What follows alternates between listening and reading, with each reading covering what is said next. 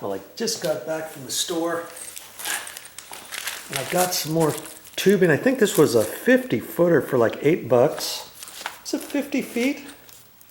Or was it 100? 100 feet. Look, 100 feet for about $8. And then I thought I would get some half-gallon per hour water pressure bubblers. Okay. Initially, I never even knew they made half-gallon per hour, but I went to the store, they had half-gallon per hour, 1 gallon per hour, and 2 gallon per hour. And then they had some flag ones that went up to 4 gallons per hour.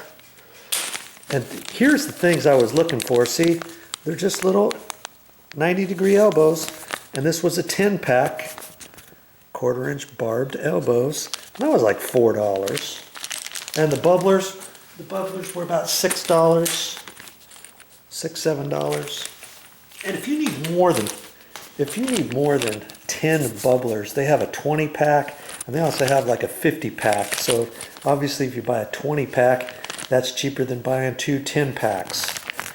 And the 50-pack is cheaper than buying, 5 10-packs or whatever, or stuff like that. And then I ended up having to get a hose because I'm going to fix her hose in the backyard. Well, you'll just have to see on a different one. But I got the hose, and it was medium duty, and I only needed about 22 feet or so. Well, they didn't have any 25 footers, and I'm actually going to cut this off, about half of it. And they had a light duty one for $10. This one was a medium duty for $20. And this one, it was a 7-year warranty, and it's 4-ply. This is your main hoses are 4-ply. Well, they had a light duty was 3-ply, and it said light duty, and that was like $10, but it only had a 3-year warranty. And it gets hot out there in the summer, and I thought, might as well get the medium duty. That was $20 instead of $10, so $40, and I'm back at it at Mother's house. Stick with me, and we'll put the drip irrigation together for that ivy plant in the corner by her front door. Well, look at that. It's the afternoon, and the sun is still way up high overhead. But I'm nice and shady in here. I wasn't planning on that. I forgot all about that. Just came back from lunch and stuff, put my grubbies back on, and away I go. You remember, I'm gonna punch a hole into here, run it along there, all through there. That's why I need the little 90-degree elbows. Boom, kaboom, kaboom, and kaboom. And this little ivy plant, she's had this for, I don't know how many years, probably as old as I am. She's had it. What the heck is that? It looks like eggs of some sort. I don't know what that's doing up there. I don't know if there's little eggs in there or not. I'm not going to even find out. And I want to get that hooked up to the drip irrigation. That way she doesn't have to water this every single morning. And because it's such a small thing, that's why I decided to get half-gallon bubblers. Half-gallon per hour pressure compensating drippers. I call them bubblers, so you can call them drippers. And I'll probably end up taking one of those and putting it up here, because this bubbler or dripper here is probably 1 gallon per hour. And it doesn't need to be a gallon per hour. After a while, it starts dripping down here below. I could change that out to a half-gallon per hour because it drips. And there's plenty of water going into this plant anyways from the other bubblers that I got all along there. So I think I'll do that, and then I can save that other bubbler for something else.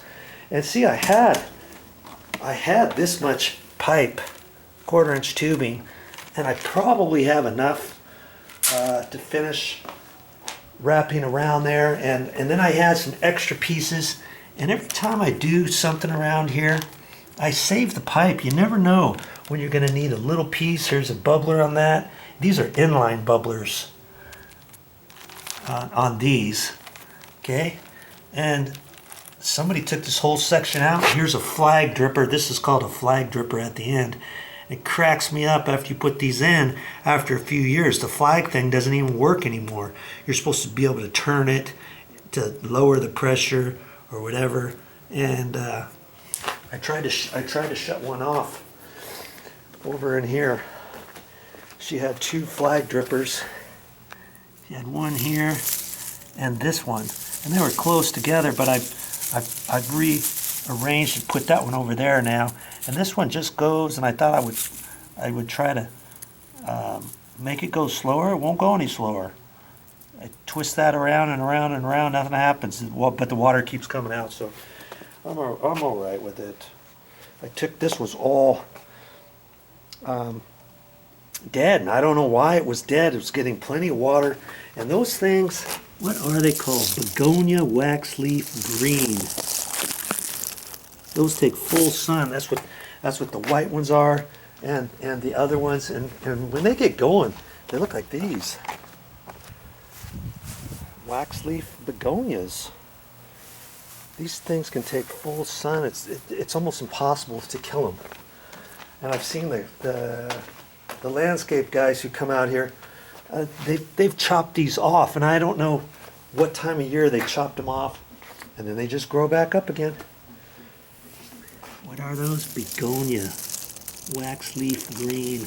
They take full sun.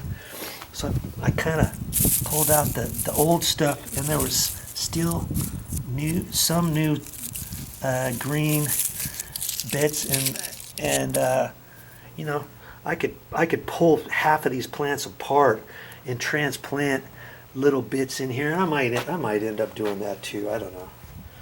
But yeah, you can do that. It doesn't take much for them to start growing. When I first planted these, this was like a whole plant, just this one little thing here, and then they get really super big and just fill this entire area up. These used to be little small ones. Kaboom, kaboom, kaboom, kaboom, kaboom. I planted these years ago, and like I say, they're hard to kill. So I'm kind of wondering what happened there. But in any case, on with what I'm doing over here, I probably didn't need this extra 100 foot, but I know I'm going to be doing some other stuff around here too, and I can always use that for repairs and stuff, because eventually I'm going to run out, and I really have all the parts that I need for whenever anything happens at Mother's house. Here's my new 1/4 inch barbed elbows, 10, and I had 2 from before, so I've got 12, and I only need 6 or 7 total. Here's a little coupling, and I'm going to use that coupling to poke in here. Kaboom. And see, instead of coming straight out, I'm going to put it at an angle. That's why I kind of dug this back, so I've got enough room to put it at an angle, so when it comes in, then it can zip around. Okay. I don't need to poke in something straight with the 90-degree elbow and come out. Then I'm wasting all those elbows. The elbows cost way more than these couplings. You can buy a coupling 10-pack or 20-pack for way cheaper than you can the elbows. I really don't need the elbows. Most of the time I've never seen people put the elbows in when they have stuff like this. But if you don't watch it, if you're walking around or something, after I fill this all back in, if you stepped right here, you could snap that off, or you could ding it out of there. And look over here where we've hooked in.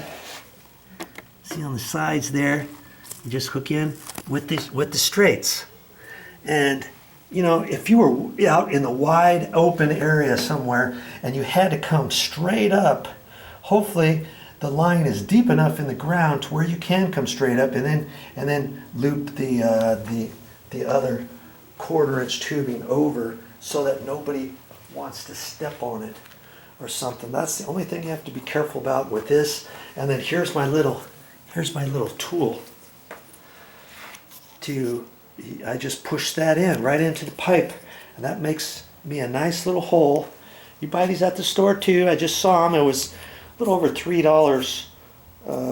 And now they don't have the metal end. It's just a plastic pointy tip that you poke that in. And they're always trying to figure out how to make something cheaper and to work. And it came with some caps too, like 10 of these caps. See here, you can use those to cap things off or whatever. Or if you want to move something, cap another pipe off. If you ever wanted to delete one of these, let's say, you could pull that whole coupling thing out. You put a cap in there. You know, so they have all kinds of junk at the store. Okay, so anyways, I'm ready now to get going on this, and I want to get this hooked up today, this afternoon. Shouldn't take me that long. Let's do it.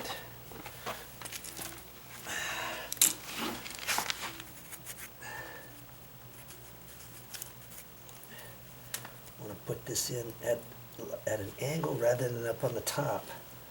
Probably something like that. Push that in.